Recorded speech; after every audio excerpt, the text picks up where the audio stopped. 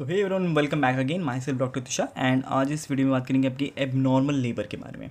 ठीक है, जो पिछली वीडियो थी हमने उसमें बात की थी different types of abnormal labour, मतलब किस रीज़न से हो सकते हैं। ठीक है, आज हम बात करेंगे इसके कॉजेज़ की, डायग्नोसिस की, कॉम्प्लिकेशन और इसके मैनेजमेंट की। ठीक है, सब कुछ अच्छे से कवर करेंगे। सिंगल पेज नोट है एंड पिछला वीडियो आपने देख लिया होगा तो उसका ये कंटिन्यूशन पार्ट है। ठीक है, जिसने नहीं देखा यार ज़रूर से देख लेना, लिंक नीचे डिस्क्रिप्शन में मिल जाएगा आपको, तो आपको और अच्छे से समझ आएगा अगर आप उस वीडियो को देखेंगे तो। ठीक है, तो चलो स्टार्ट करते हैं। तो सबसे पहले यार, जब हमने देखा एबनॉर्मल लेबर्स, ठीक है, जो नॉर्मल नहीं है लेबर, ठीक है, तो उसके मेन कॉजेज़ क्या थे हमने वहाँ पे भी पढ़ा था कि 3 P हैं। कौन कौन से? पावर, पैसेंजर और पैसेज। पावर मतलब आपका यूट्राइन कॉन्ट्रैक्शन कैसा है। ठीक है, नेक्स्ट है आपका पैसेज, मतलब पैसेंजर। तो पैसेंजर मतलब आपका फीटस जो बेबी है उसमें कोई दिक्कत तो नहीं है। एंड तीसरा था आपका पैसेज। ठीक है, पैसेज मतलब वो रास्ता कैसा है। ठीक है, तो जो पैसेंजर है उस रास्ते से ढंग से आ पा रहा है कि नहीं आ पा रहा है। तो ये 3 रीजंस हो सकते हैं आपके एबनॉर्मल लेबर के। कौन कौन से? Power, passenger, passage. Power that is आपका uterine contraction, passenger that is fetus and passage आपका मतलब मैटरनल पेल्विस और सॉफ्ट टिश्यूज़। क्लियर। पहले बात कर लेते हैं पावर की। तो देखो आपको जो यूट्राइन है अगर वो कॉन्ट्रैक्शन करता है तो उसमें 2 कंडीशंस हो सकती हैं। या तो हाइपोटोनिक यूट्राइन, मतलब 2 कंडीशंस, मतलब जो एबनॉर्मल है वो हो सकती है। नॉर्मल तो करेगा कॉन्ट्रैक्शन, लेकिन अगर वो हाइपोटोनिक है, हाइपो मतलब वीक और इनसफिशिएंट यूट्राइन कॉन्ट्रैक्शन। ठीक है, अगर काफ़ी वीक है और इनसफिशिएंट यूट्राइन कॉन्ट्रैक्शन है तो कोई फ़ायदा नहीं है, बेबी नीचे डिसेंट नहीं कर पाएगा अच्छे से। और अगर हाइपरटोनिक है कि बहुत ज़्यादा अगर प्रेशर से बेबी को पुश किया जा रहा है, मतलब due to the uterine contraction, तो वो भी ख़राब है। क्यों? उससे क्या हो सकता है, there is excessive uterine contraction without proper coordination. ठीक है, प्रॉपर कोऑर्डिनेशन नहीं है फिर भी अगर आप जोर लगा रहे हैं या यूट्रस बार बार कॉन्ट्रैक्ट कर रहा है तो उसमें काफ़ी चांसेस हैं कि यूट्राइन रप्चर हो सकता है। ठीक है, बेबी के क्लैविकल फ्रैक्चर हो सकते हैं। ठीक है, और इवन डेथ भी हो सकती है। तो ये भी काफ़ी ख़राब बात है। तो ये सब हो गई आपकी पावर से रिलेटेड, या तो पावर कम हो गई या तो पावर बहुत ज़्यादा हो गई किसकी? यूट्राइन कॉन्ट्रैक्शन की। क्लियर। नेक्स्ट है पैसेंजर, दैट इज़ आपका फीटस। तो फीटस में या तो बेबी काफ़ी बड़ा बेबी है, दैट इज़ आपका मैक्रोसोमिया है, एंड उसमें क्या होता है कि fetal weight is above 4 kg। ठीक है, तो उस कंडीशन में हो सकता है। And it is often seen in diabetic mothers. ठीक है, and it causes CPD। CPD के आगे देखते हैं। ठीक है, तो ये आपने देख लिया मैक्रोसोमिया, बेबी बड़ा है, या तो बेबी मेल पोजीशन में है या उसको कोई मेल प्रेजेंटेशन में है। ठीक है, जैसे अब ब्रीच प्रेजेंटेशन हो गया है या ट्रांसवर्स लाई हो गया है या ऑसिबिट पोस्टीरियर पोजीशन हो गया है। तो अगर ये पोजीशंस में बेबी है तो वो वैसे ही ढंग से नहीं आ पाएगा नीचे। उसके अपना एक जो नेचुरल होता है दैट इज़ आपका सिफेलिक प्रेजेंटेशन होता है, उस वे में रहेगा तो बेटर वे में नीचे आ सकता है। ठीक है, एंड या तो फीटल में कोई एनॉमलीज हैं, लाइक कंडीशंस लाइक आपका हाइड्रोसेफेलस, दैट इज़ आपका बेबी का जो हेड है उसमें फ्लूइड, मतलब ऊपर अपर स्किन में फ्लूइड भर गया। ठीक है, तो यहाँ पे इस कंडीशन की वजह से दिक्कत हो सकती है जिससे एबनॉर्मल लेबर हो सकता है। And finally it is passage, कि जो रास्ता है अगर उसमें कोई दिक्कत है तो यहाँ पे maternal pelvis and soft tissues हैं। पहला है आपका CPD, जैसे हमने बात की थी, दैट इज़ आपका सिफेलो पेल्विक डिस्प्रोपोर्शन। तो बेसिकली इसमें क्या होता है कि बेबी का हेड या तो बड़ा हो गया एंड पेल्विस छोटा हो गया, या पेल्विस काफ़ी छोटा है, बेबी का हेड नॉर्मल है। ठीक है, तो उस कंडीशन में क्या हो सकता है, आपका CPD कंडीशन हो सकती है। तो it occurs when the fetal head is too large to pass through the maternal pelvis. ठीक है, तो ये CPD हो गया। नेक्स्ट है आपका पेल्विक कॉन्ट्रैक्शन। तो अ कॉन्ट्रैक्टेड और डीफॉर्म्ड पेल्विस, ठीक है, can obstruct the descent of the fetus. समझ आ गई बात। एंड फाइनली आपका जो कोई सॉफ्ट टिश्यू है उससे भी ऑब्स्ट्रक्शन हो सकता है, जैसे कंडीशंस लाइक फाइब्रॉइड्स या फुल ब्लैडर। ठीक है, ये 2 कंडीशंस भी हो सकती हैं जिससे आपका बेबी का जो डिसेंट है वो ऑब्स्ट्रक्ट हो गया है। ठीक है, तो ये 3 चीज़ें हमने देख ली, पावर, पैसेंजर, पैसेज। क्लियर। अब हम इसको डायग्नोस कैसे करते हैं? देखो डायग्नोस हम पहले तो, क्योंकि वो प्रोलॉन्ग्ड लेबर होगा तो पहले तो आपको वैसे ही पता चल जाएगा। एंड वो कैसे पता चलेगा? With the use of partograph.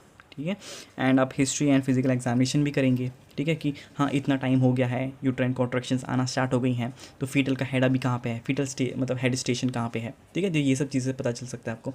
Ultrasound के थ्रू आपको पता चल सकता है कि बेबी का पोजीशन कहाँ पे है, एंड ये टाइम के अकॉर्डिंग मैच कर रहा है क्या, कि इतना टाइम हो गया है, बेबी को अब तक यहाँ तक आ जाना चाहिए था, क्या वो आ गया है। तो ये सब चीज़ें होती हैं जिससे आप इसे डायग्नोस कर सकते हैं। ठीक है, एंड अगर कॉम्प्लिकेशंस की बात करें तो मैटरनल कॉम्प्लिकेशंस क्या हो सकते हैं इसमें? मदर में काफ़ी एग्जॉशन हो सकता है। ठीक है, PPH दैट इज़ आपका पोस्ट पार्टम हैमरेज हो सकता है, इन्फेक्शंस भी हो सकते हैं, एंड यूट्राइन रप्चर हो सकता है। ठीक है, तो ये सब मदर के साइड से कॉम्प्लिकेशंस हो सकते हैं। एंड फीटल में क्या कॉम्प्लिकेशंस हो सकते हैं, आपका हाइपोक्सिया है, बर्थ एस्फिक्सिया है, ब्रेकियल प्लेक्सिस इंजरी हो सकती है, ठीक है, या न्यूनेटल ट्रॉमा हो सकता है, या इवन डेथ भी हो सकती है इस कंडीशन में। ठीक है, तो ये हो गए आपके कॉम्प्लिकेशंस। एंड हम देखेंगे कि इसका ये कॉम्प्लिकेशंस ना हो, ठीक है, एंड ये डायग्नोस टाइम पे हो जाए तो उसके लिए क्या मैनेजमेंट करते हैं। तो पहला है आपका ऑगमेंटेशन ऑफ लेबर। ठीक है, तो आपके लेबर में प्रोसेस में हेल्प कर रहे हैं। ठीक है, तो उसमें कैसे कर सकते हैं आप, ऑक्सीटोसिन का यूज़ कर सकते हैं। एंड दिस ये भी जो भी मैनेजमेंट है it should be done by a professional. ठीक है, तो आपको ऐसा नहीं है कि आपने पढ़ लिया एंड आप लग गए। ठीक है, ऐसा नहीं है, ये आप जो प्रोफेशनल है वही इसे कंडक्ट करेगा एंड ये सब आपको नॉलेज के लिए है। ठीक है, तो ऑक्सीटोसिन तो it is administered to stimulate strong uterine contraction in case of hypotonic dysfunction. जो हमने जो पहला देखा था ना, अगर पावर कम है दैट इज़ आपका हाइपोटोनिक यूट्राइन डिस्फंक्शन है, तो उस कंडीशन में हम क्या करते हैं, वी यूज़ ऑक्सीटोसिन। नेक्स्ट आपका एमनियोटॉमी कर सकते हैं। ठीक है, अब ये क्या होता है, it is the artificial rupture of membrane to enhance contraction and speed up labour. ठीक है, तो ये हो सकता है। नेक्स्ट आपका ऑपरेटिव आप डिलीवरी ले सकते हैं, जैसे आपका forceps and vacuum extraction.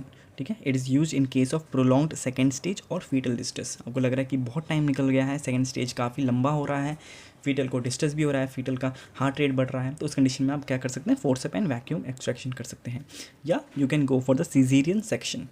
Clear, इसमें कहता है कि it is used in obstructed malposition and malpresentation. ठीक है, अगर बेबी का ब्रीच पोजिशन है उस कंडीशन में आप you can go for the caesarean section. ठीक है, नेक्स्ट है आपका मैनेजमेंट ऑफ शोल्डर डिस्टोशिया, जो हमने पिछली बार भी रीज़न देखा था वन ऑफ द। ठीक है, तो उसमें क्या कर सकते हैं, डिफरेंट प्रोसीजर्स हो सकते हैं इसको डील करने के लिए। जैसे आपका है मैक रॉबर्ट्स मैन्यूवर। ठीक है, तो इसमें क्या करता है कि हाइपर फ्लेक्सिंग। ठीक है, हाइपर फ्लेक्सिंग मतलब ज़्यादा वाइडन करते हैं आपके मदर्स के थाइस को टू वाइडन द पेल्विस। ठीक है, तो ये क्या हो गया आपका मैक रॉबर्ट्स मैन्यूवर। ठीक है, इन जो भी आपके जो मैन्यूवर्स होते हैं, जितने प्रोसेस होते हैं, इस पर भी मैं डिटेल वीडियो बाद में बनाऊंगा कभी। ठीक है, ताकि आपको एक ही चीज़ अच्छे से याद हो जाए। नेक्स्ट आपका सुप्रा प्यूबिक प्रेशर। ठीक है, आप जो प्यूबिक एरिया है मदर का वहाँ पे हल्का सा प्रेस करते हैं। ठीक है, इसमें क्या करते हैं कि pressure applied to help dislodge, ठीक है, द फीटल शोल्डर्स। ठीक है, तो एक हल्का सा पुश, ऐसा नहीं है कि पूरा दबा दो एंड फिर सब कुछ खत्म। ठीक है, ऐसा नहीं करना है। एंड है आपका रोटेशन मैन्यूवर। तो रोटेशन मैन्यूवर में क्या होता है कि it is techniques to rotate the fetus to relieve the obstruction. ठीक है, तो ये हो गया आपका रोटेशन मैन्यूवर। एंड फाइनली क्या है, पेन मैनेजमेंट, क्योंकि ये सब कंडीशन में काफ़ी पेन होने वाला है, तो उसमें क्या करते हैं, या तो आप एपिड्यूरल एनेस्थीसिया यूज़ कर सकते हैं। ठीक है, it is commonly used in prolonged और आपका डिफ़िकल्ट ये लेबर्स। एंड आपका नॉन फार्माकोलॉजिकल मेथड्स क्या हैं, ये तो आपने दवाई देके कर दिया, बाकी आप क्या कर सकते हैं, ब्रीथिंग एक्सरसाइज करा सकते हैं या कोई पोजीशन चेंज करा सकते हैं, जिससे आपका जो लेबर का प्रोसेस है वो स्पीड अप हो जाए। क्लियर, तो बस इतना ही था ये आपका एबनॉर्मल लेबर। हमने जो इससे पहले वीडियो देखा था दिस वन, जिसमें हमने टाइप्स देखे थे, तो ये कुछ रहा। ठीक है, एंड ये आज का है। ठीक है, जिसमें हमने causes, diagnosis, complication and management पढ़ लिया है। ठीक है, बस इतना ही टॉपिक में। ये जो आपके नोट्स हैं ये आपको हमारी PDF मतलब इसकी PDFs आपको हमारे टेलीग्राम चैनल पे मिल जाएंगी, उसका लिंक नीचे डिस्क्रिप्शन में है। तो टेलीग्राम पे एंड व्हाट्सअप चैनल दोनों हैं, वहाँ पे आप इसे आराम से डाउनलोड कर सकते हैं। ठीक है, कोई डाउट है तो नीचे कमेंट सेक्शन में ज़रूर से पूछ सकते हैं। एंड एक और चीज़ है, मैं जल्द ही मेंबरशिप वापस स्टार्ट करने वाला हूँ। ठीक है, जिसमें आपके पास क्या होगा कि एक तो जो ओनली मेंबर्स होंगे उनको जो हमारी वीडियोस होंगी, ठीक है, वो एक तो अर्ली एक्सेस मिलेगा।